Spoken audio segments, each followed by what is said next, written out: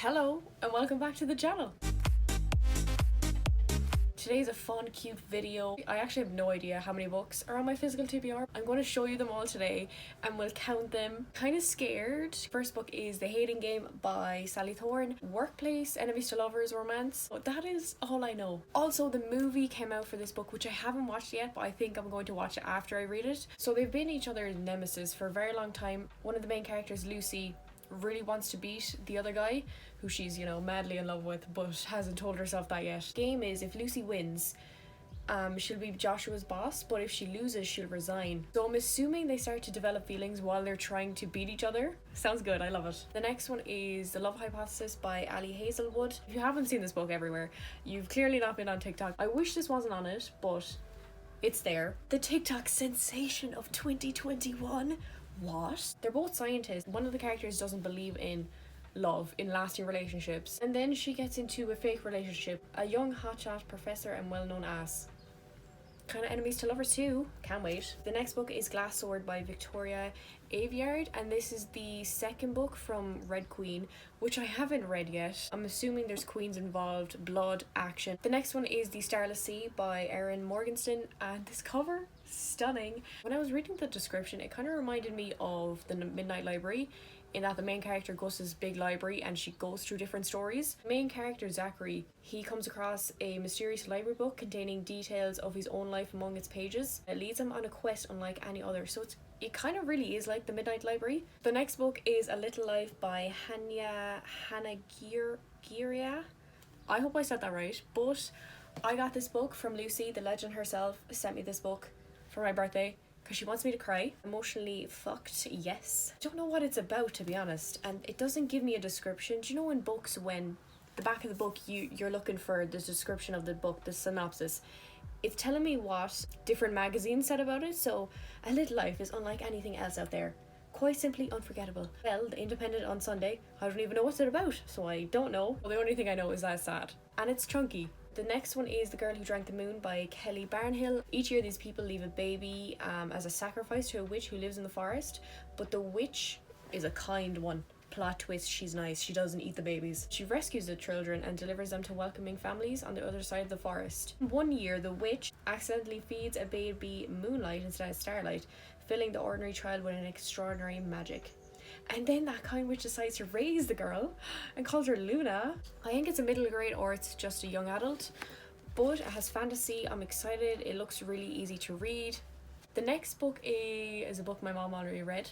Excited. Where the Crawdad Sings by Dahlia Owens, and this book also really popular. It's a murder mystery but also a coming of age story. The next book is Paper Girls Volume 6. The graphic novel, group of girls, aliens, futuristic, everything. As Good as Dead by Holly Jackson, and I'm so excited to read this book. I think I'm going to read it next after I finish Kingdom of the Curse, which is a book I'm currently reading, thoroughly enjoying it. It's the last book in A Good Girl's Guide to Murder by Holly Jackson again. This trilogy is so amazing because it's young adult mystery, but it's a really good mystery. It's not like those shitty ones. The layout of these books too are really interesting. They're like interview style because the main character, Pip, is doing a thesis. The first book anyways focuses on her doing a thesis about this murder that happened in her town, and she basically solves who actually murdered the person.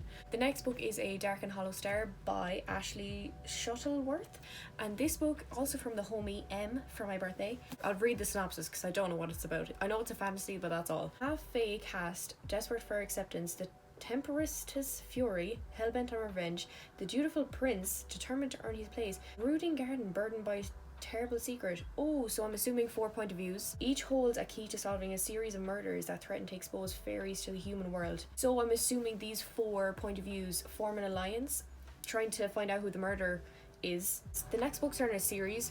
So it's the Summoner series, I think, by Taryn Mataharu.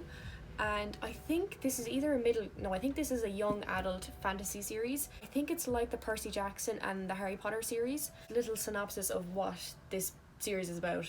So Fletcher, an orphan, is training as a blacksmith apprentice when he discovers he has a rare ability to summon demons. Then he goes to this academy so he can learn about his powers. And it sounds good, actually. I'm excited. Hello.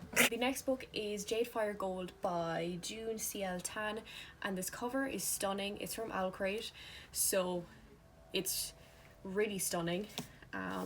It's like pink sprayed edges. It's a oh my god, it's not from Elcray, it's from Fairy Loot. Whoops. So an empire on the brink of war. Anne is no one with no past and no family. Alton is a lost heir, his future stolen as a child. When they meet, Alton sees in Anne a path to reclaiming the throne. Anne sees a way to finally unlock her past and understand her lethal magical abilities. Look at the bookmark that it came with. Fairy Loot, you legend. You did well. So it's young adult fantasy. Cheers. Next is Where Winter Finds You by J.R. Ward. I think this is book 1918 in the Black Dagger Brotherhood series. Just read the series, it's really good. The next one is One Last Stop by Casey McQuiston, and I actually started this book a few months ago, but I was not in the mood for it. I just did not want to read it, so I put it down. I think it's a dystopian book. Does that mean it's set in real life but there's magical powers in it? I have no idea what this book is about. The next 3 books are the Chronicles by Riordan, and the one thing I know about these books is that they have no connection to Percy Jackson and the Heroes Olympus series, which is quite sad because I loved those characters and that series. But Riordan, he never fails. The next 2 books are the first 2 books in the Fallen Kingdoms series by Morgan Rhodes. Fallen Kingdoms, and this is Rebel Spring. They're young adult fantasy books. 3 kingdoms battle for power. A princess must journey into enemy territory in search for a magic long though extinct. A rebel becomes the leader of a bloody revolution. A sorceress discovers the truth about supernatural legacy she is destined to wield.